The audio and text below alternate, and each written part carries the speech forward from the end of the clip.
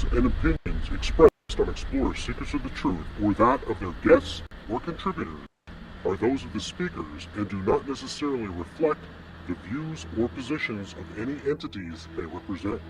All information on Explorers Secrets of the Truth is provided in good faith. However, we make no representation or warranty of any kind, express or implied, regarding the accuracy, adequacy, validity, reliability, availability, or completeness of any information on this talk show or website.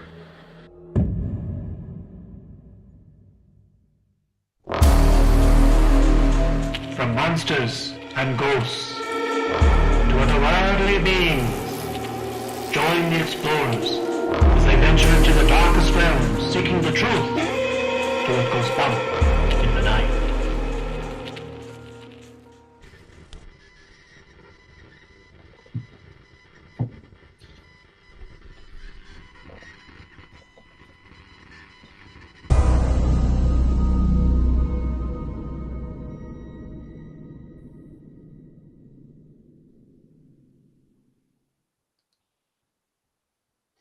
Good evening and welcome to Explorers Secrets of the Truth, episode 63. Tonight, as always, I'm joined by my best friend and co-host, who's just making funny faces at me to see how long I last before I just can't do this part.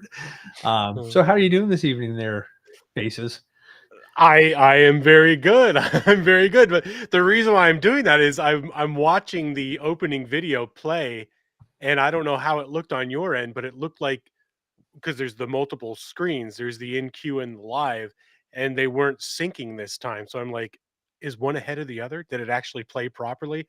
I don't know. I'm not seeing what it looks like on the live end, but other than that, I'm doing fine. How did it look on your end? It looked like it worked this time. The couple times that we've done it, it looked off on my end, but this time it actually looked like it worked. So. All right. Well, let's fingers crossed. Hopefully, if anybody saw the opening, I see there's one viewer so far. If anybody's seen the opening video, let us know if it actually played through. If not, then I'll just fix it in post. But so how are you doing? Oh, not too bad. Busy week. We got wildfires down there, right?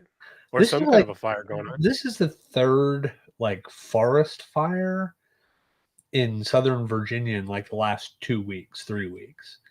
There was a couple out over the mountain 2 weeks ago, and then all of a sudden today there's one south of me a little ways.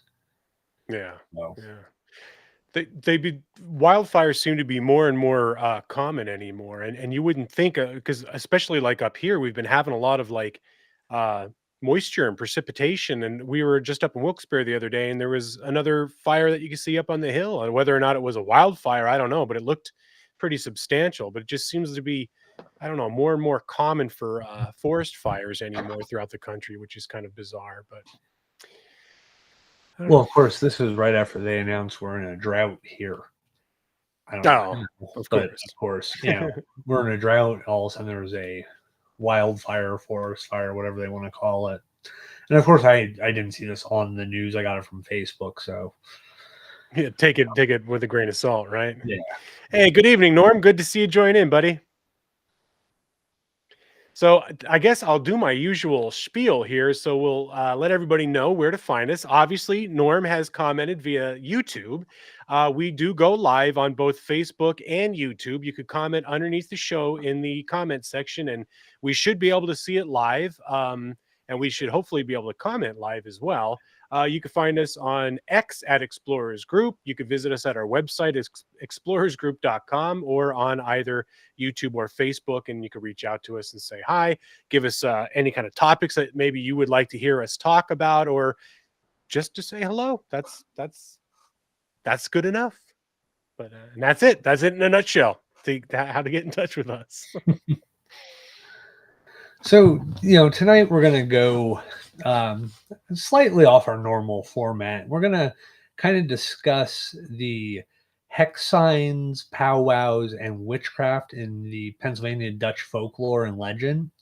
Mm-hmm. And it's a mix of superstition, folklore that traveled with the Pennsylvania Dutch from the old country here to America. Hex signs are, if you could maybe pop up that picture of the hex signs. Do we have Yes, one? sir. The one on the barn. Yeah, that would be good. All right. So hex signs are a form of Pennsylvania Dutch folk art and related to Franktor, founded in the fancy Dutch tradition in Pennsylvania Dutch country. Barn paintings, usually in the forms of stars in circles, began to appear on the landscape in the early 19th century and became more widespread decades later when it, of course, it becomes commercialized with ready mixed paints and becomes easy, more readily available. And by the 1950s, the commercialized hex signs aimed at tourists, the tourist market. I mean, if anybody's Mhm. ever been in Lancaster or what we consider the Dutch country, Mhm. you could buy them in gas stations. So Oh yeah. so you Yep. have that, and some of the more popular often includes like there you go, that's from a shop. And what you see there is like the star, the compass rose, stylized birds known as the disselfinks, Mhm. hearts, tulips, or the tree of life. And like two schools of thought.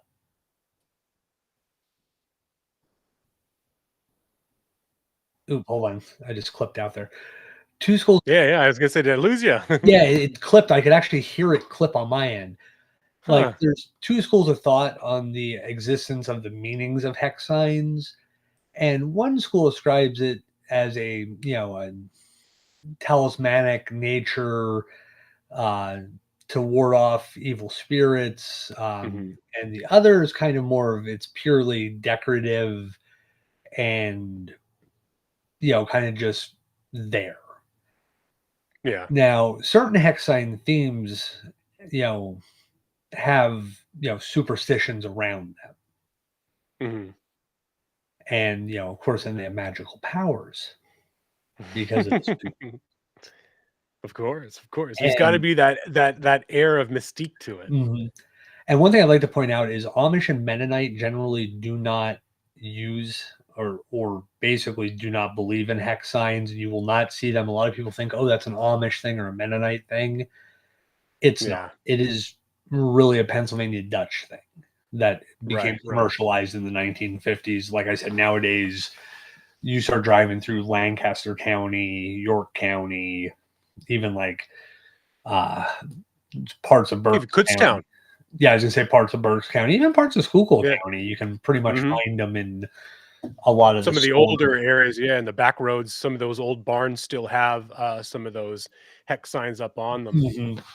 But and for those unfamiliar, like Chad had mentioned, they're basically painted barn stars and with in a circular border, as we showed in that one picture. It's just those big giant circles with the designs painted on them, and they're a common sight in the Pennsylvania Dutch barns, like Chad said, in the central southeastern Pennsylvania, and especially Berks, Lancaster, Lehigh County.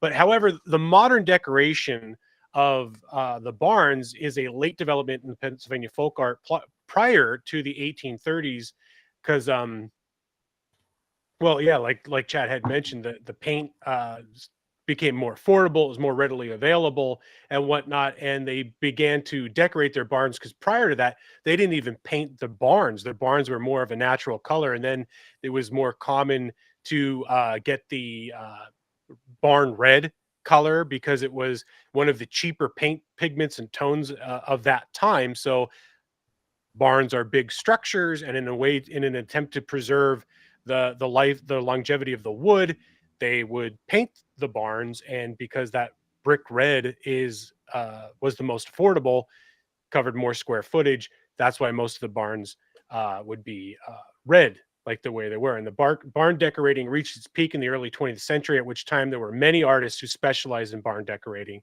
And drawing from a large repertoire of designs, barn painters combined many elements into their decorations.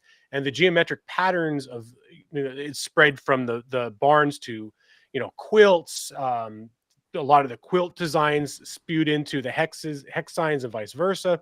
And like Chad said, there was the hearts and, it was the compass rose and the stars, the more geometric. Then it took on hearts, tulips, and other different kind of patterns. And they're commonly found on elaborately lettered and decorated birth, baptism, and marriage certificates known as fracture.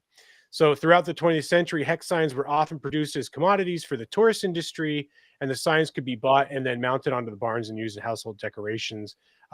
Jacob Zook of Paradise, Pennsylvania, claimed to have originated the modern mountable sign in 1942, and based on traditional designs to be sold in souvenir shops, gift shops, to tourists along the Lincoln Highway. Then Edward Bucac of Gilbertsville, Pennsylvania, designed and produced many. Then Jacob Zook signs via screen printing, so it took on another form of mass production. And then William Schuster in Milton Hill, and Johnny Ott and Eric Claypool also contributed to the hex sign revival or adaptation. And modern artists may stress the symbolic meanings. For example, a horse head is used to protect animals from disease, and the building from lightning, and a dove represents peace and contentment. And unusual use is the official logo of the Pennsylvania Bureau of Radiation Protection. So that's kind of weird, but they use a hex sign as their logo, and it incorporates the international symbol for radiation into its yellow and red adaptation of a traditional hex sign design, which is kind of interesting that they would use a hex sign to ward off any kind of bad juju at a radiation plant. So, well, I mean, also you got to think about it though. Our state capital is in Harrisburg. It's not really part of Dutch country when you think about it. So, also you had a lot of your artists. What's probably back in the 50s, 60s, 70s, even in the 80s, when people thought of Pennsylvania, it's the Keystone State. Well, that got really boring. So what's the next piece of art, like native art to Pennsylvania? Oh, hex signs or some, variation. So maybe the designer, looking, it was probably some contest they did, and it was probably the coolest thing they could come up with that wasn't a Keystone. Probably. Yeah. And it's like you said, it's close to Harrisburg. It's kind of that, demographic. It's the local people, so it's a relatable and connection. So yeah. So there are like two opposing schools of beliefs regarding the derivation of the name. Mm-hmm. The term hex with occult connotations may derive from the Pennsylvania German word heck or hecke or hex, meaning witch. However you pronounce it, it has the same meaning. Yeah, it just depends what version of the Dutch, German, or Pennsylvania Dutch you use. Because that alone too is what a lot of people don't realize is you have the German, you have the Dutch, and then the Pennsylvania Dutch, and each one of them has a slight different dialect to the way they spell and speak. Yeah. Got to break out the old jug. Sorry about that. Yeah, so of course my computer pops up the thing. So we were talking about, basically the meaning is witch. However, the term hex sign was not used until the 20th century, after 1924, when Wallace Nutting's book Pennsylvania Beautiful was published. Nutting, who was not from Pennsylvania, interviewed farmers about their distinct barn decorations. Before this time, there was no standard term, and many Pennsylvania German farmers simply called the signs Bloom or Stern, meaning flower or star. Okay. My German is horrible. My grandparents would be so upset with me. Yeah, right. Yeah, mine too. However, one farmer used the term Hexfuß, meaning witch foot, in his description.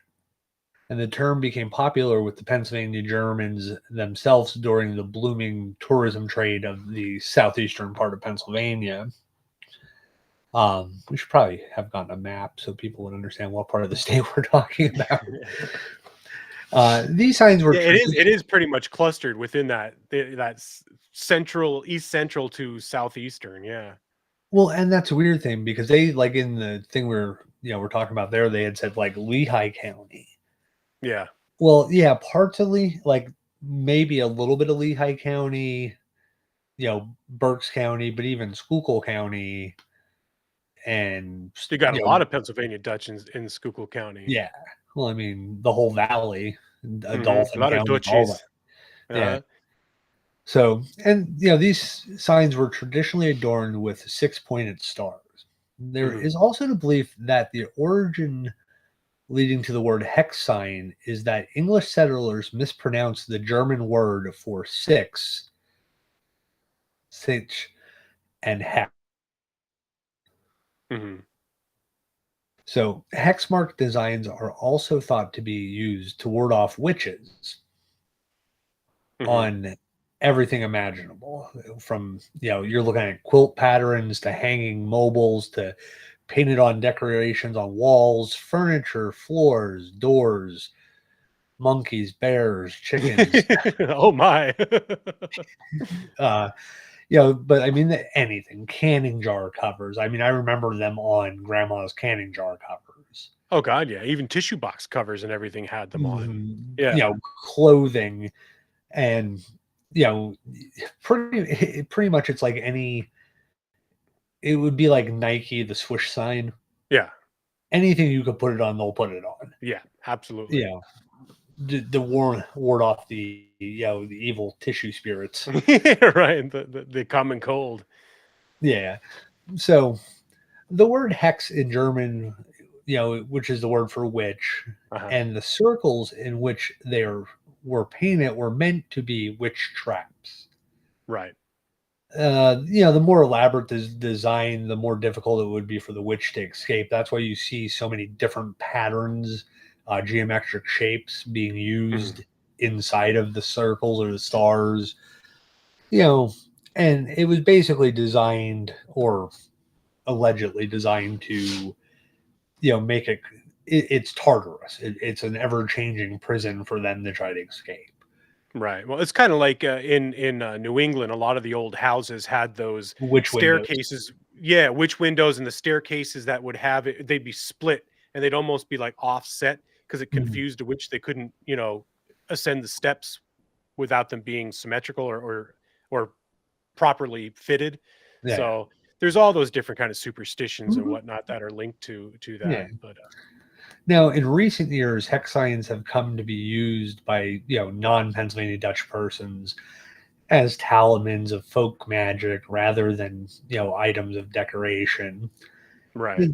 Some believe that both the Pennsylvania German barn design and the hex design originate in the Alpine mountains of Germany. Which would kind of make sense because some of what we consider Pennsylvania Dutch, I believe, are from that area. Yeah. So, it would kind of make sense that maybe some of the origins come from there. They note that the hexes are not, pre-Christian Germanic origin. Right. For instance, the circle rosette is called the Sun of the Alps in the Po Valley. And this is based on the history of neo-pagans have taken up, the practice of creating hex signs, incorporating other pre-Christian symbols, into the hex work. And Grandee in the book Strange Experiences, the autobiography of Hexenmeister, describes hex signs as painted prayers. Interesting. Well, I guess that'd be very much like a talisman, you know what I mean? Where you would draw or etch a certain symbol or pattern, you'd wear it or display it in a way to ward off whatever it is that you don't want to get you. Yeah. And not just witches. I mean, it could be bad luck, illness, or whatever, or you'd want it to attract something, like prosperity and wealth and all that stuff. Yeah, good health for your family or animals or whatever you're using it for. Now, some view the designs as decorated symbols of an ethnic identity, possibly originating in reaction to the 19th century attempts made by the government to suppress the Pennsylvania Dutch language.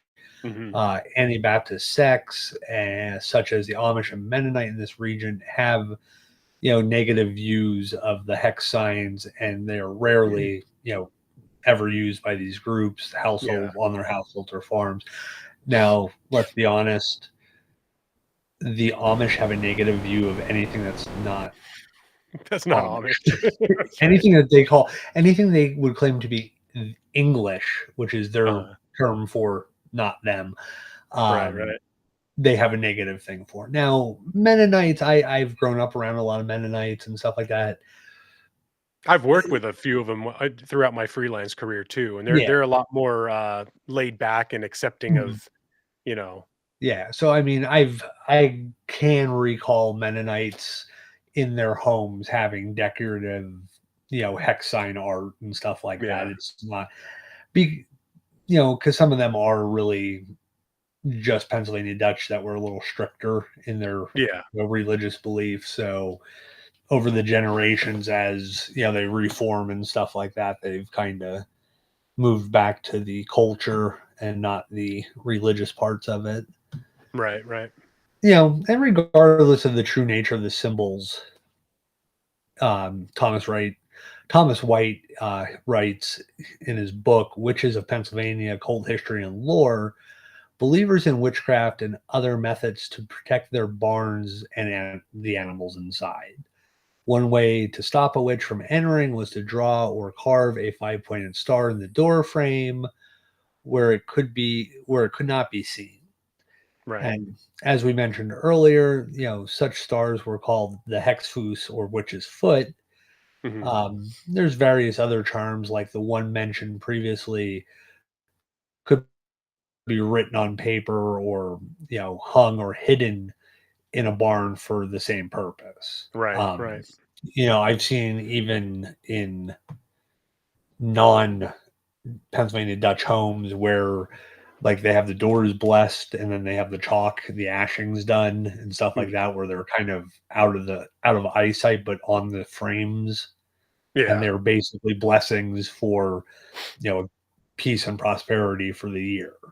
Right, right. You know, and Actually, the old farmhouse that I used to live in before I moved into the house I'm in currently, there was stuff etched in chalk above the door frames too, which was like a little prayer to, Mhm. enter in. Basically, it The was like Minersville enter house in. had that. Yeah, yeah, yeah.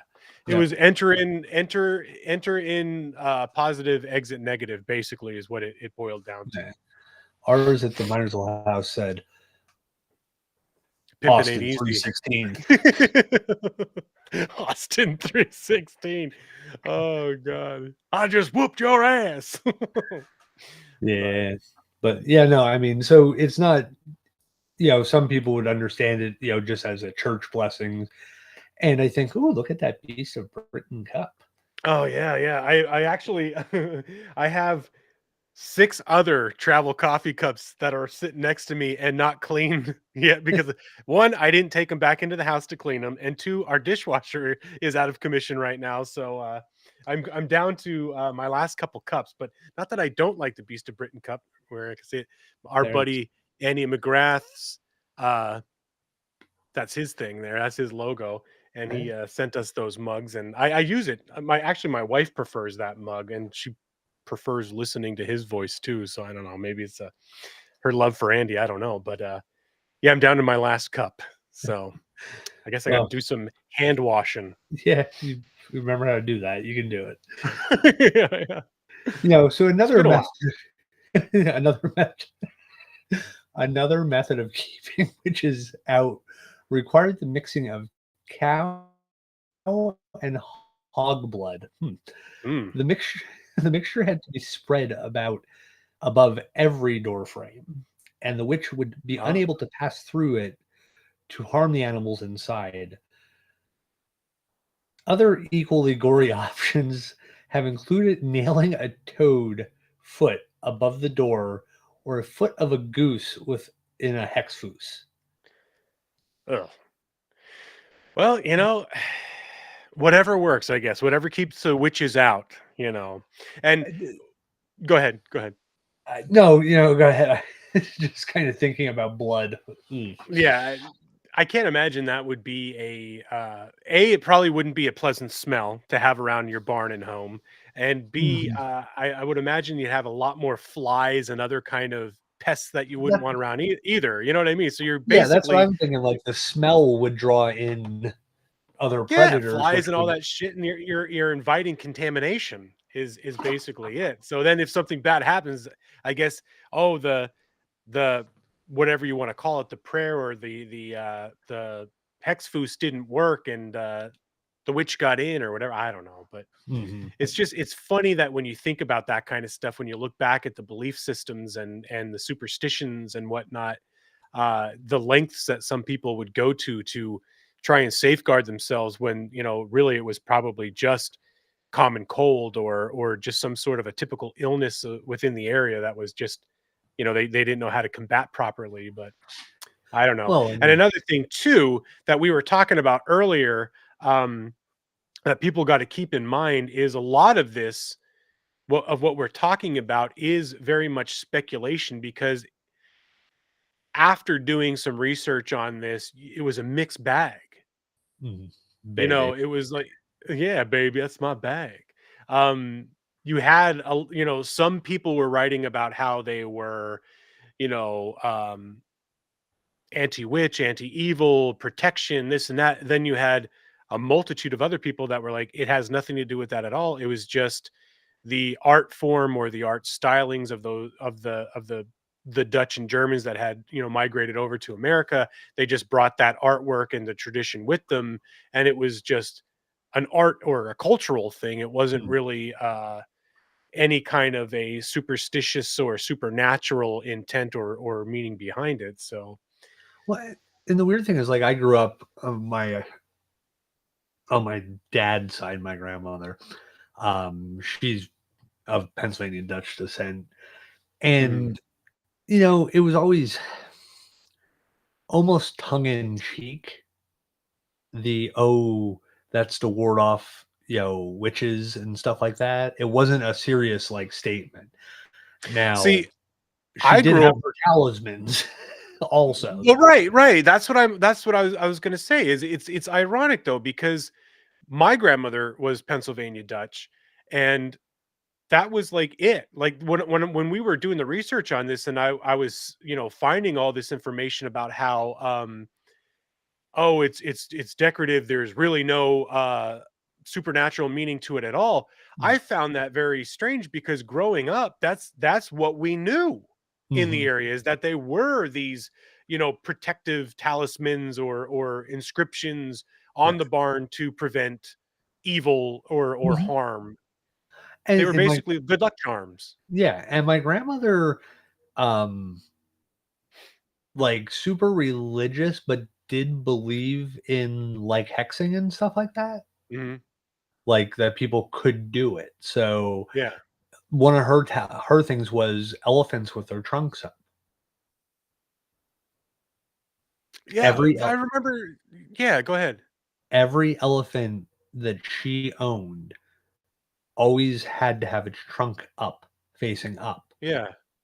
Like, and I mean, when I say every elephant she owned, she used to own a probably at any given moment 100 to 200 elephants of all different Mm. sizes and all different materials. She had a room in her house, and um like we used to, when we would go places, have to find her. Like we wanted to buy her a present, it was always an elephant, and you always had to find the one with the trunk doing the up curve. Yeah, yeah. Do you remember when we were young, back in the 80s? Because it's so funny that you're talking about elephants, because I remember growing up, yeah, in the 80s, and the freaking elephants were everywhere. Remember, it was always like they were some sort of like a gemstone or something that they were carved out of, and it was like the trunk up and the legs were Mhm. splayed and stuff like that. Everybody had them. Yeah, And I do remember, especially at like grandparents' houses, seeing lots of elephants. So maybe it was a Dutch thing. yeah, and I don't know why. Like honestly, my other grandmother was owls. Oh, well, that was a home interior thing, because that was big in the 80s, and owls were all the rage in home interior. Yeah, I mean My mom her. was a home interior nut. Yeah, Well, like her clock was like a mama owl with the clock on its stomach, and then like two baby owls sitting with it on a tree branch. I know exactly what one you're talking about. I Yeah, remember that those. was Yeah. her kitchen clock. Now my other, like I said, my other grandmother, was of Dutch descent and all that, and Mhm. I mean, she had her little, I mean, her good luck charms, and Yep. when she'd go play bingo, and of course she played bingo in some very hotly contested Pennsylvania Dutch bingo halls. Uh,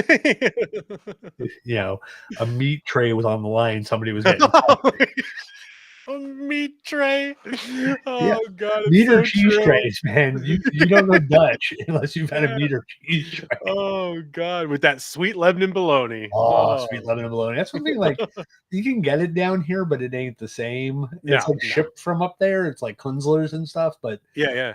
it's not the same. No, no. You get that with some cream cheese and roll it up and delish. But back to the hex stuff is I remember growing up with my grandparents, they would always have it was either like a rectangular or sometimes circular, uh, very much in the Pennsylvania Dutch art style. Uh, now I didn't speak German or Dutch or anything, but because it was always written in one of those. Mhm. So it was above every doorway, every entrance, every exit, there was one of these little plaques, and it was either like I said before, it was either like enter with positive, exit with negative, and there was one in the kitchen to bless the food. There was, there was always so Mhm. that's why growing like I said, when we were doing this research, I found it very odd that they were saying that there wasn't anything tied to this because growing up with our grandparents, primarily Pennsylvania Dutch and all that stuff, it was everywhere. That's all you knew is the superstitions behind it and Mhm. their supposed connection to ward off things. Yeah, it was never, like I said, it was always, like, kinda tongue in cheek with the whole, like, "Oh, it's there to ward off witches," and stuff like that, but yet Mhm. tongue in cheek, but yet actions, and it was never talked about as artwork. I mean, it was always, "Oh, look how beautiful that is." Yeah, yeah, yeah. No, that But one means that this or that one means that. Because yeah. I don't know about you, but I remember my grandparents would say, "Oh, well, this has this meaning or that has that." You know what I mean? But Mhm. Yeah, there was always certain things, like certain ways where they were placed in it, or, the color meant certain, yeah, yeah, yeah. stuff. See, I don't know, man.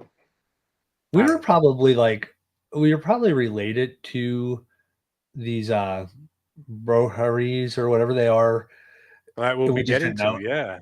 Yeah, we probably were. So, speaking of, moving on to the next section and keeping with the Pennsylvania Dutch traditions, we're going to be moving on to another of these traditions called powwows. Now, hex signs were thought to ward off evil spirits and witches and their dark magic. Now, powwows, also called broha or brohari, I may not be pronouncing them properly. I tried to use Google Translate to get the proper, and I did the breakdown of it, the phonetic spellings, but I'll tell you, I listened to 3 or 4 different people who are Pennsylvania Dutch, all mhm, basically from the same, like, geographic area, and they all pronounced it differently. differently. Yeah, yeah. Yeah. Now, according to Google Translate, there had that little bit of a to it, like brachai and bracheri. I don't know Yeah, in the I have Pennsylvania Dutch language. yeah. Yeah. It is a vernacular system of North American traditional medicine and folk magic, the powwow, in the culture of the Pennsylvania Dutch. So, ironically, you have the signs and symbols to ward off magic. You have the same people who practice folk magic, but I guess this is how they work together. So, you have the powwow practitioners who are known to heal the sick and are known by some as powwow doctors or hex doctors. And these practitioners use these religious charms to end the evil influences of witches who cast the spells upon man and beast. So I guess you could say that they're like anti-witch, Mhm. like fighting fire with fire, or in this case, magic with magic. But you had mentioned earlier about the book by Thomas White, The Witches of Pennsylvania, Occult History and Lore, which is, if you can see it, this one right here. Um, Really good book. Got a lot of information on that, which we might actually be putting into a part 2 of this.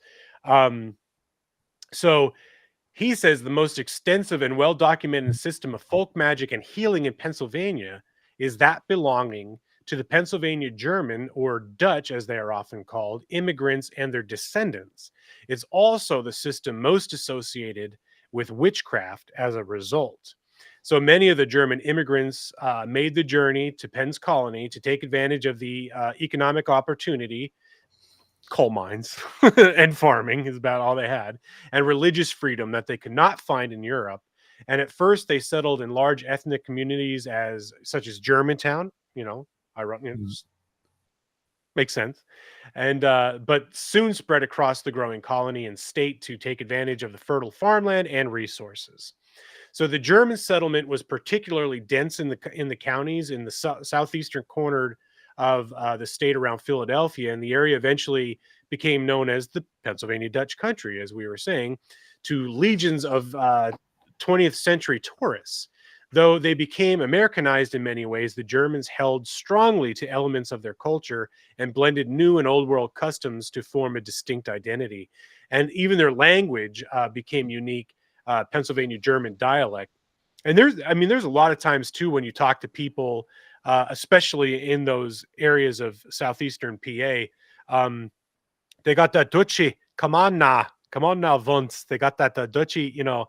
They talk a little funny, I guess, as compared to other people in the state. But then again, you go to any part like Shenandoah is a language all of its own. Or, You know or what I mean? Yeah, tree. I want to know where the tree button is on a phone so bad. The tree button, yeah. Yeah, tree 9. Yeah. Where's the tree button, buddy? That's right. And though there were a great variety of religious denominations among these settlers, there was a common tradition of folk magic, and that was practiced across denominational lines, with the exception of the plain Dutch, such as the Amish, as we mentioned before, who rejected the practice.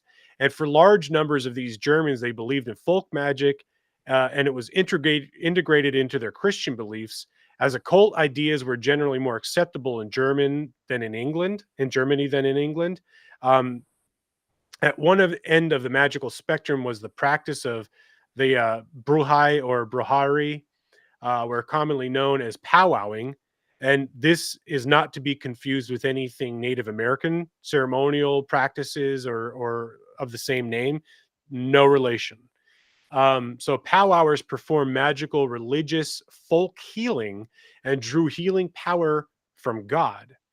So bruhari is usually translated as trying or sometimes using. And the other end of the spectrum was hexery or witchcraft.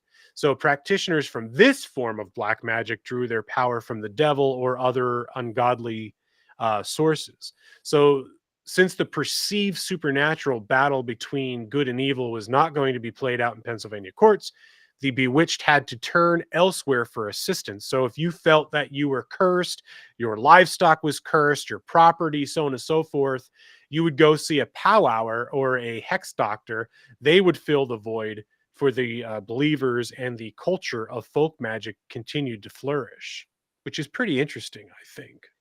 Mm-hmm. Yeah. Germany is just a wild place at this point. When people were coming here from Germany and stuff like that. England had been very far removed from its pagan roots at that point. Oh yeah. Well, I mean, even at that point, I mean that's even past all the witch trials and stuff in England. You know what I mean? I mean, there was mass murders with, I can't remember what king it was. Was it King Henry? It could be. Where he went on like a witch killing spree. I mean, they were killing everybody. Yeah. But I mean, it did happen in other countries too. But yeah. What happened in Salem in the 1600s? You know what I mean? They went on that, happened in Pennsylvania slightly before that. Yeah, which we will be covering. Of course, Salem gets all the freaking notoriety. Yeah, that's right. That's because our governor at the time, William Penn, was smart enough to go, they don't really this.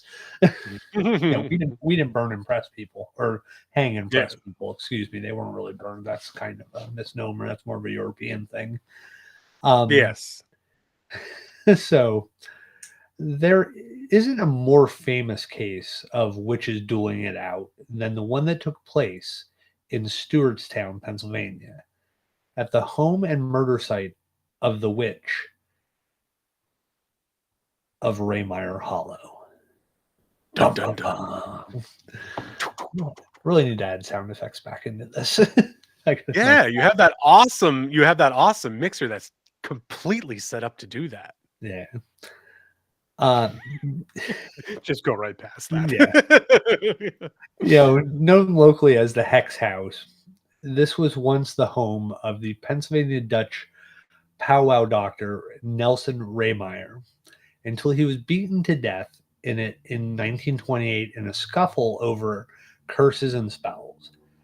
Powwow medicine was, an esoteric related to faith healing and witchcraft and inheriting traditions brought over from the Pennsylvania Dutch settlers from Germany. And in the U.S., it was a practice centered around books of magic recipes called powwows or the long lost friend. I'd just like to point out soup is witchcraft. Soup, yeah. Well, yeah, especially is it boiled in a big pot and it's all the ingredients put in there and it's makes you feel better after you get it. But I would agree. Chicken noodle soup is technically Pennsylvania Dutch folk magic. That is true. And it's a cure-all for every cold. But it always worked growing up. But as Chad stated, in that book, The Long Lost Friend, it was written by a Pennsylvania Dutch healer named Johann Homan or Hoffman in the 1820s. This book is a rambling collection of rural home remedies and folk invocations. And powwow is a unique Creole to Christian theology and a kind of shamanistic belief system. And it's still practiced in some of the rural areas of Pennsylvania. And in spite the name, like we said before, it is not Native American derivation. So there's no connection. And it's believed to have been brought over to America by the German immigrants who practice folk magic, like we said many times before. So this little book includes healing spells, binding spells, protective spells, talismans, wards, benedictions, and so much more. And as for the home remedies, if you happen to get your hands upon a copy of this book, which you still can. Now, the original copies are very hard to find, but you can still find copies of The Long Lost Friend or the powwows. We don't recommend trying them and just stick to visiting your family doctor, but I mean, it wouldn't hurt to at least get a copy and check it out for yourself. Excuse me. Man, I have a burp stuck in it. I apologize. But anyways, so like I said, we don't recommend trying any of that stuff. It was like hanging there, dude. It was like, just a bubble. The text is somebody hexed you. I think so. I need to get The Long Lost Friend. The text is also of historical interest as it paints a vivid picture of the miseries of rural American life in the early 19th century. And the original version, like we said, of the book is very, very hard to find, extremely hard to find. Believe me, I've tried.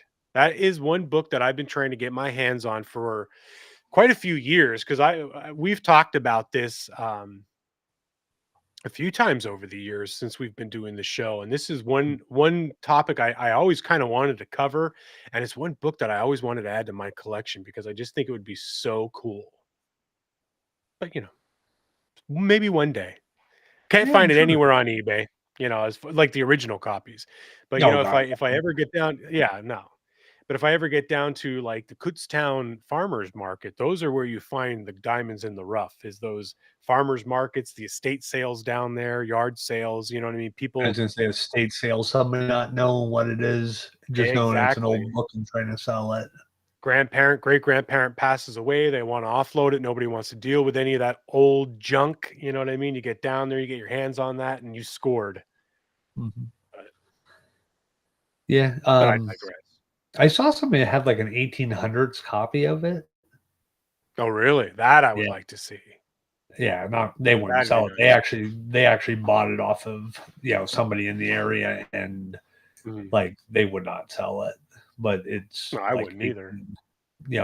late mid 1800s copy of it. So not an original Well, if original, but close enough. yeah, Close enough. If I ever got a copy that old, if anything ever happened to me, it would then pass to you, so don't sell it. That'd be written that's in my will that you can't sell first thing I do is sell it. it. You probably would. Fucking A right. Like, thanks, buddy. You made me a few bucks. Yeah. Uh, So I'll autograph it also. yeah, right. So right next to your autograph Bible. Yeah. Per the last wishes of my best friend, enjoy this book. That'd be funny. Okay.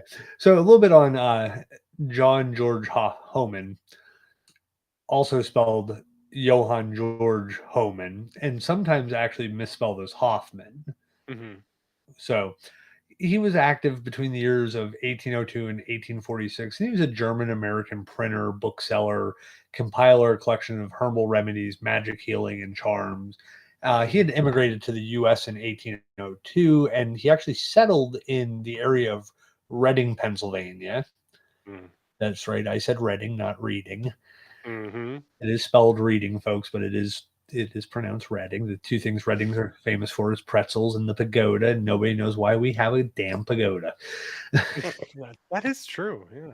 It was a present. It was actually supposed to be a resort, and they couldn't get a liquor license, Oh, well, there you go. and they just turned it back over to the county then. But in Pennsylvania, in Reading, Pennsylvania, which is part of the Pennsylvania Dutch community area, and he basically had printed and sold broadsides and chapbooks, and other books, and he had, I believe, a couple books that actually involved other versions of folk magic and folk religion known as powwowing. Yeah. So he does, it wasn't the powwow and the long lost friend was one, but there were some other remedy books and stuff Mhm. like that, that were smaller Yeah. that he had produced over the years. So where did I put that book? It's behind me. Ow. God. Break my arm trying to get to this book. Oh, take your time. So trying to kill some time here. So we're talking about the Hex Hollow murders, or the Ryman Hollow. Yeah. Did I just say it wrong? Raymeyer. I said Raymeyer. Yeah, I said Ryman. Yeah. The theater in Nashville. There So you go. the story we're going to talk about, well, the version of it that we're using, and trust me, there are a million different versions of this story out there. Oh my God, yeah. Some of them are completely not even in the ballpark, not in the right church, not right pew, not even in the right county. The version of the story we're going to use comes from the Big Book of Pennsylvania Ghost Stories by the legend Mark Nesbitt and Patty A. Wilson. There's a couple other Patty A. Wilson books I want to get. I actually have her book of Pennsylvania Bigfoot, or Bigfoot, Pennsylvania. I think I have her Is Your House Haunted book somewhere back behind there. Yeah, she's got a lot of great ones. I'd love to get her on the show, or Mark. Yeah. Basically, folks, if you buy that book, all the Ghosts of Gettysburg books are all the stories that were his original series, Ghosts of Gettysburg, are compiled in that book. Yeah. So you can buy that book and not, or buy, I mean, I have a whole bunch of them already. So it was kind of weird when I opened it up, started reading the Gettysburg section, and it was stuff I'd already read over the years. But, so that's where we're getting this version of the story. So today, Raymeyer's Hollow, sometimes called Hex Hollow in York County, is known as a place to visit on Halloween, where guys take their dates out to frighten them. The fathers drive their children through the hollow, laughingly telling the folk tale of the murder, which is kind of really messed up that your parents would drive you around, tell you a folk tale of a murder.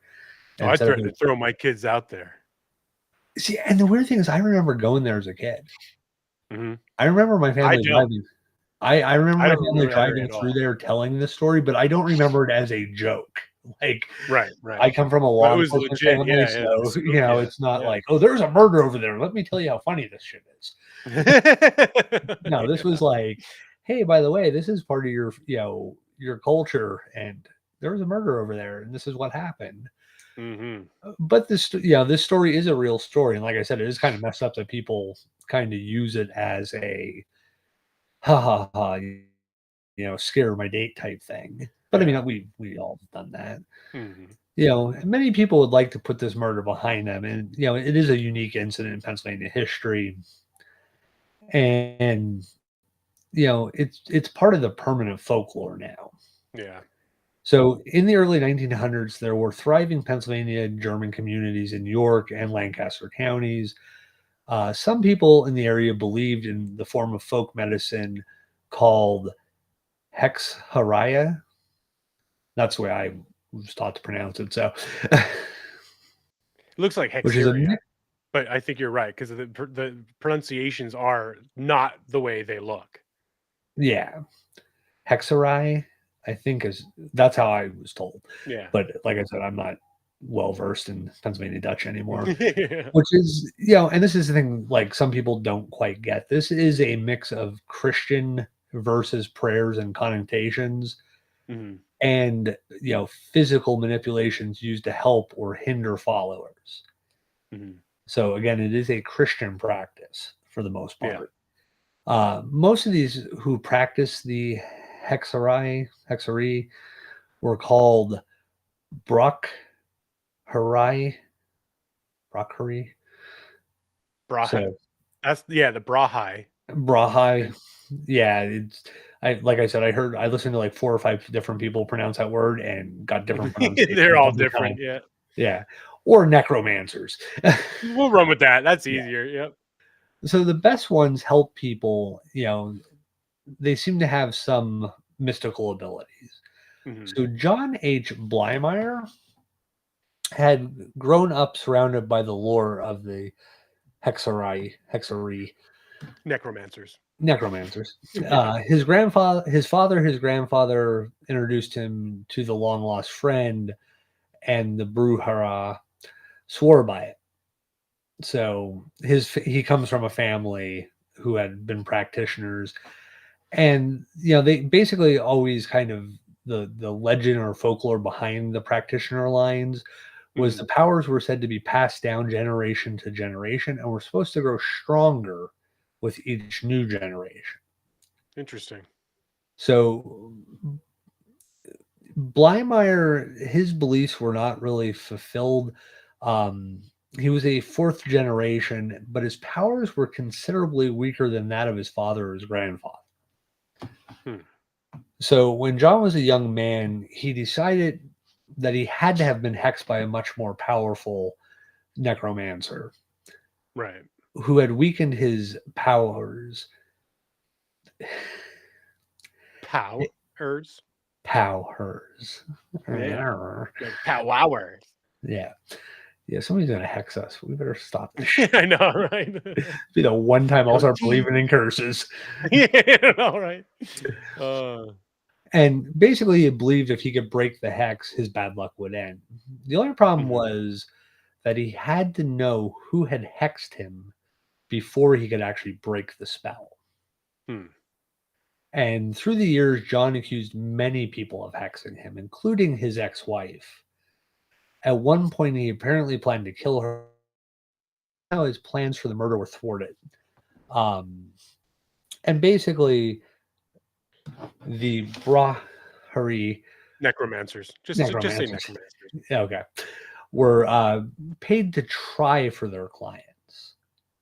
That meant they, tried to help influence the client's life in some way.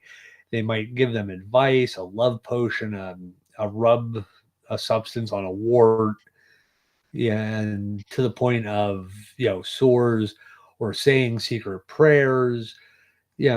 John did try. Like he wasn't terrible, but he wasn't good at this practice. Like Right. basically he wasn't powerful enough to make a living at it. Right. So he was actually forced to take a regular job at a cigar factory. And basically, he spent his meager earnings as a necromancer and part of his salary at the factory job going from practitioner to practitioner looking for information that would lead him to the person who had hexed him. Hmm.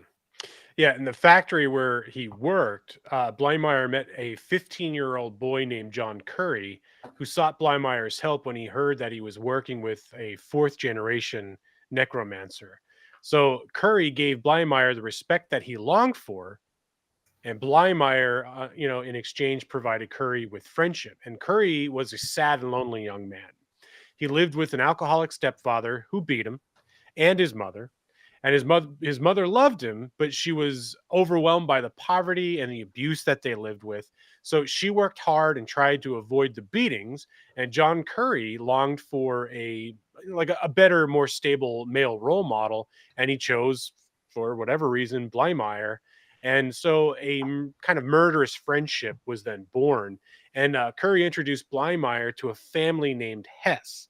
And 17-year-old Wilbert Hess and his family soon shared Curry's adulation for Blymeyer, and they were happy to host a fourth generation necromancer in their home.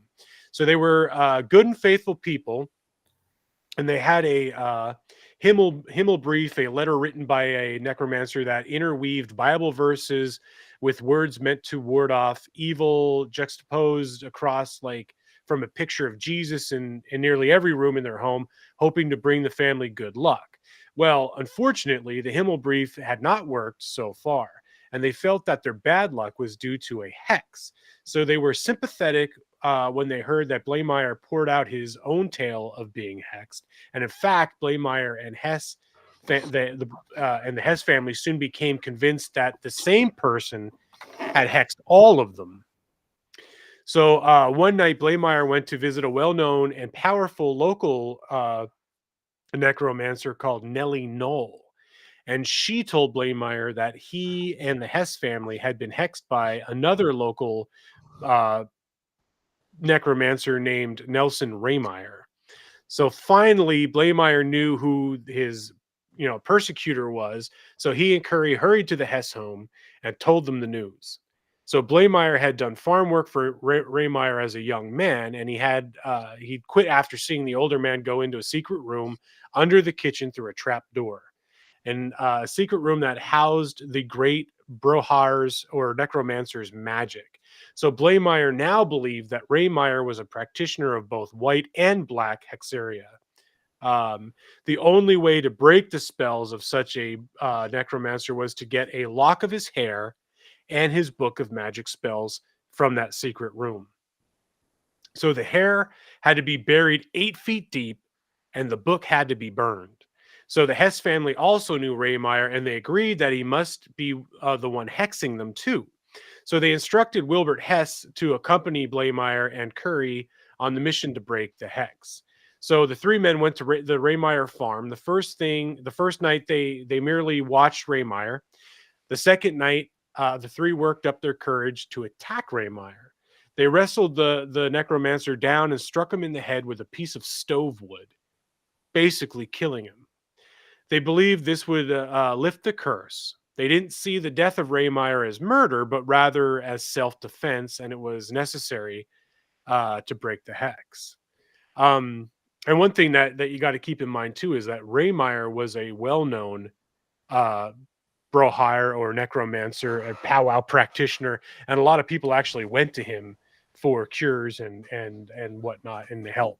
Yeah, so much so that his wife actually lived in a different house over the hill from him because right, and he so tired of people showing up all different hours of the day and night for his help that and he would take his laundry over to her house too to get washed. She actually lived, over the hill from him with his two daughters, and her lived in the house over on the farm that was her family farm. Mm-hmm. But that's how popular this man. He was also a very large man. Yeah, like he was one of those people that, even for back in that time frame, was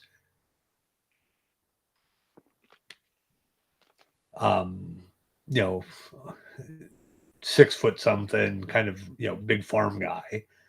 Yeah. So, also, like, Blymeyer, he may have had some, like, real serious mental Mental health. issues. Oh yeah, mental health issues for Yeah. sure.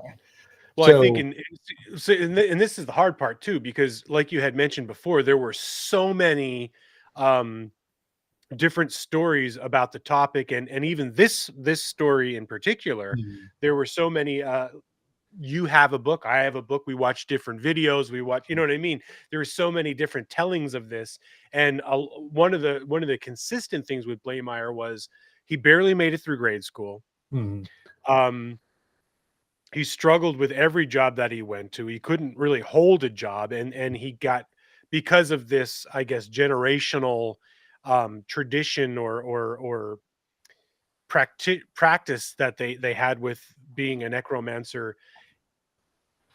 He kind of clung to that, and I guess that was kind of like something that he just felt he could just spend time on, you know what I mean? mm, Rather than being at work or whatever, he could just kind of go on this. And I don't know if he thought maybe he could just kind of BS his way through it or what, or maybe he just, because of his mental state, he felt that, oh well, I have a hereditary kind of mhm.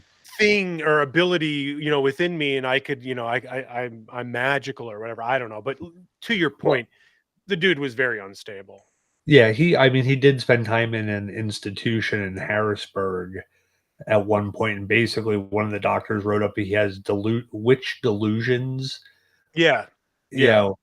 know, but his, like, the wife that he allegedly wanted to kill, um, they basically split up after losing 2 children, so Mm. he also basically his IQ was, like, low borderline for, an adult, so he was kind of simple in that aspect.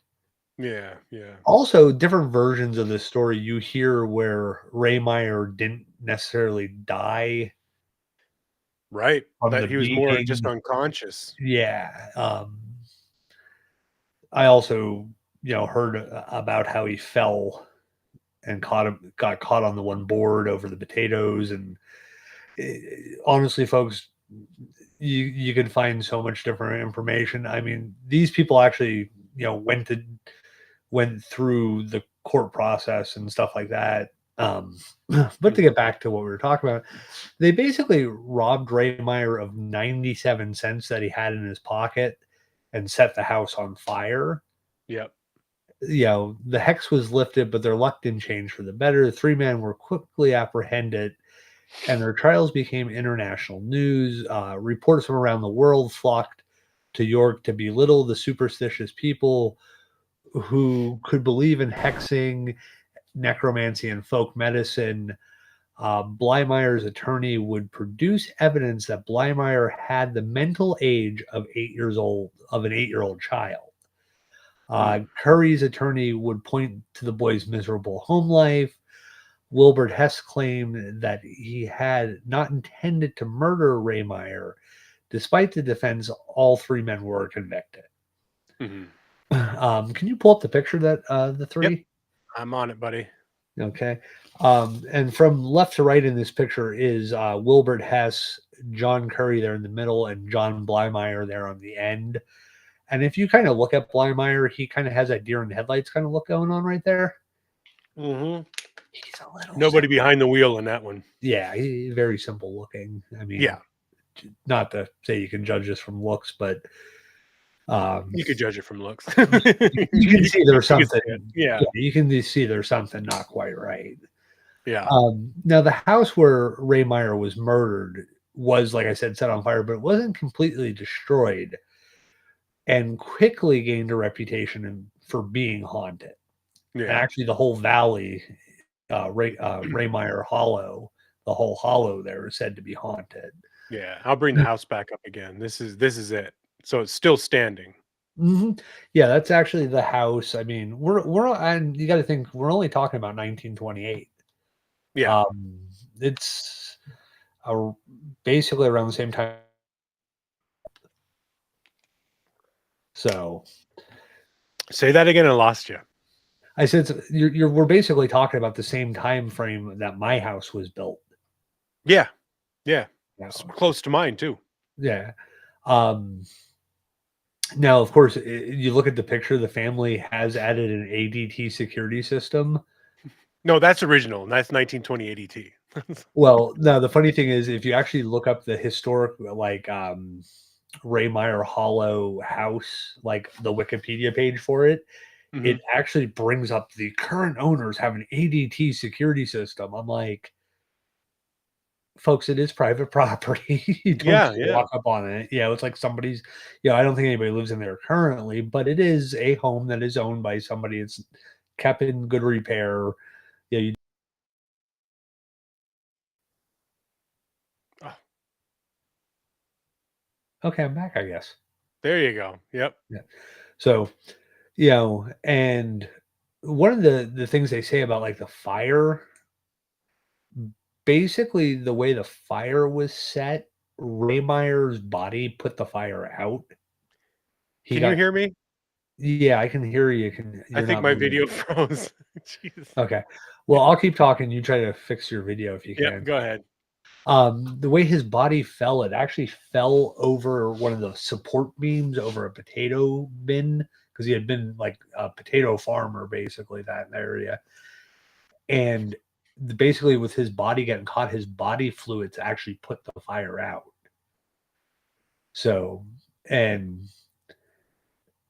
kind of more of a details, and I'm not sure how true that is, but he was basically the murder took place on November 28th of 1928, which was the day before Thanksgiving that year. And so when we were talking about hauntings of this area, his spirit, is alleged to be seen and felt in the home and around the home. And you got to think about it. Is it people imagining, this spirit because the area is so steeped in lore of the murder, or perhaps isn't actually a spirit that is returns to kind of you know oversee his property and kind of help people in a lot of ways, like Mhm. is he still trying to do his work from beyond the grave? You never know. So now we get to the trial. We almost become a true crime show on this one. Yeah. Uh, Right. the resulting trial is, known as the York Witch Trial, and the underlying story of it's a modern witchcraft case where violence is, caused a sensation at the time. This Mhm. whole thought process of these three men actually murdering somebody over you know witchcraft and hexing and cursing each other, or Superstition. yeah, basically, I mean, it is kind of funny in that sense, like people would actually believe this so much that they would be driven to kill somebody over it. Mhm. Mhm. Now, Scary. all three men were convicted. It was a pretty Mhm. simple, the judge basically forbid the lawyers from using any of the witchcraft talk. Yeah. Like, he basically said, "Look, I'm not going to allow it in the court. If you even bring it up, it will be taken out. We're dealing with fact. We're not dealing with superstition or folklore. We're dealing with the actual facts of the events." Well, and even at that time too, like they're trying to move away from the superstitions and the folklore and all that stuff. They didn't want to Mhm. stain in the area. You know what Yeah, I mean? yeah, and I mean, like, the three men basically admitted to it. Like, it Yeah. wasn't when they were asked, when the police questioned them, they were like, "Yeah, we had to. I mean, we were hexed." Yeah. Like, Blymeyer basically told the cops, like, flat out, like, "Yeah, I did. I'm better now. Like, the Yeah. hex is gone." Like, so it Like was, it's no big deal. yeah. I Like mean, you should understand. You know what I mean? Like I had a curse on me. So yeah. I mean, here's the thing: if the guy really did have brain capacity of an 8-year-old. He was in his 30s, I think, already at that point, but had the brain Yeah. capacity of an 8-year-old. I could see that. It's a kid response. Like, well, yeah, Yeah. I punched Yeah. him because he took my toy, Yeah. Yeah. or He cursed something. me, so I had to take care of it. Yeah. Yeah. Well, it's like Alicia said, it sounds like a bunch of idiots who didn't want to be accountable for their own decisions leading to misfortunes. And it's absolutely true. You know what I mean? They didn't Mhm. it's but and again, it's a simple-minded grown man who, was able to bend the minds of two other younger individuals, and they all bought into the super. And again, when you have a culture where, I mean, we call it superstition or whatever, to them maybe it's a little bit more than that, and they truly do believe and they feel that that is the way it is. You know what I mean? Because obviously the whole Hess family was buying into it as well. Mhm. And you think, oh, I'm this fourth generation necromancer or whatever. um they're putting a little bit more stock into this guy. I mean, I would imagine if he had the mental capacity of an 8-year-old, they would have picked up on that, but I don't know. Well, here's the thing, though. He's fourth generation, and the title brings a lot of prestige, right? Right. Yeah. So you have a fourth gen, every gen's stronger than the last. Yeah. So maybe his simpleness is his connection. Yeah. Like, like certain, like you start looking at like Rasputin. Hmm. Rasputin was all these horrible things, yet everybody in the court, in the Tsar's court, was trying to win favor with him. He Hmm. was, a sexual deviant. He was, dirty. He was, crude, crass, all the above. But yet, all these high level people were still trying to get his favor, even though he was all these non royal things. So Hmm. here you have this guy. He's got a lineage. He's got a pedigree, basically. And then, well, yeah, maybe he is a little simple, but he's on our side, and he's Right. supposed to be the stronger. And, you know, so it's a lot of, it's the snake oil salesman. Yeah. You know, I hate to say it, a lot of it is just simple, you know, if you believe hard enough, if you believe you feel better hard enough and you don't have something that will actually kill you, you're going to get better. Yeah. Positive thought, laughter is the best medicine, right? Hmm. All this stuff. If you have something that's going to kill you, it ain't going to do you any good. Right. But here's the thing: all of these men were eventually released from prison. Hmm. Um, you know, they went on to have, relatively, normal lives. In fact, um, speculation. I'm not going to say 100% this is the same person, but Wilbur G. Hess. There's a Wilbur G. Hess that was on Eisenhower's staff during World War II and helped draw up the plans for the invasion of Europe. Hmm. So, and he went on to own a farm in that area. Also, the funny thing is, Eisenhower is of German Swiss descent, whose family emigrated to the Dutch country of Pennsylvania in the 1700s. There you go. So Eisenhower is tied to this, and not that Eisenhower is directly tied to this, but family wise, his family Yeah. did Yeah. Yeah. migrate to that part of There's the a tie. country. Yeah. Yeah. Well, And I think they even said Blameyer went on to, do other kind of like odd jobs, almost like a handyman kind of thing. And like, everybody who knew him couldn't believe when they found out that he had any part to do with any of this. well, and that, yeah, he was like a building superintendent, custodian type thing somewhere in Philly. Yeah. Um, Basically, yeah, everybody that met him would have never guessed that he was part of a vicious, cold-blooded murder. I know Hess. There were some people that had worked for Hess or Curry years later on one of the farms, or there was a guy who worked at a grocery store, and he used to see Mr. Hess all the time. And Mr. Hess, when they said to him, "Oh, are you almost done with school?" And then the boy said, "Yeah, it was coming up on summer." And he's like, "Yeah." He's like, Are you planning on continuing your education?" The boy was like, "Yeah, I'm getting ready to go to college in the fall." And he said to the boy, he said, "Well, good, don't mess up like I did when I was your age." Mm-hmm. Like, yeah, and the guy basically was like, "Well, sir, what do you mean?" And Hess told him the story. Well, the guy he actually told the story to, the boy who was working as a grocery clerk, was one of Ray Meyer's Oh, descendants. jeez, that's irony. Yeah. Now the guy didn't know that's who he Yeah, was or anything like that. I don't think his last name was Ray Meyer, even so. It was a grocery store clerk. yeah. And he was a descendant of of Nelson Ray Meyer. So, the descendants of the Ray Meyer opened the Hex House to the public back in 2007, Mm-hmm. with displays from his life and his murder. I don't know if that's still open or not.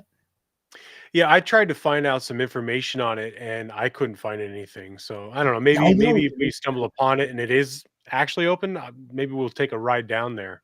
Yeah, I know one of the descendants has a lot of his stuff. I don't know if he owns the house, if he's the one that owns the house or not. I know he does have a lot of the personal items and stuff like Mhm. that. And again, we're only talking about 1928. We're not talking about 1828. This is, Yeah, within almost, well, yeah, the last 100 years. yeah, Within our life, not our lifetime, but our grandparents at least. yeah, for sure. Well, so that concludes our topic on hex signs, powwows, and witchcraft. I think we're going to expand on this a little bit more because we're talking about the powwows and the folk magic and the folk healers. And I think what we want to do is we want to do another episode on the witches of Pennsylvania. Like Chad had mentioned at one point in the show about William Penn and his involvement on witch trials and stuff like that. So we want to talk about a little bit more on some of the superstition and witchcraft kind of ties to the state of Pennsylvania. So that'll be one of our upcoming shows. But I just want to thank everybody for tuning in tonight. I hope you enjoyed the show. And we did have a couple little technical snafus, but it wouldn't be one of our shows if we didn't. And Chad, as always, brother, thank you so very much for joining me on another little adventure. Yeah, thank you. Maybe we'll talk about Nellie Knoll, uh, Yep. Emma Knopf, real Mm-hmm. name, first name. Yep. As Canop. Well, yeah, because she was not just a bruja or a necromancer. She was a local witch, as what she was referred to in a lot of the stuff that we had Mm, looked up. So I guess she might have been on the darker side of the Hexeria or something. I don't know, because that's what they usually would call the witches. So mm. we'll dig in a little bit more on that, and we will talk more about some of the other witches that were known in Pennsylvania. And yeah, could be a really good show. And Norm, thank you for joining in, buddy. We appreciate it, and you have a good night as well. So that said, we will be back in another 2 weeks.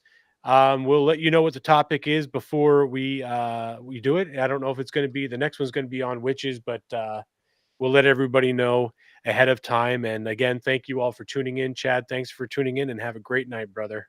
Yep, you too, man.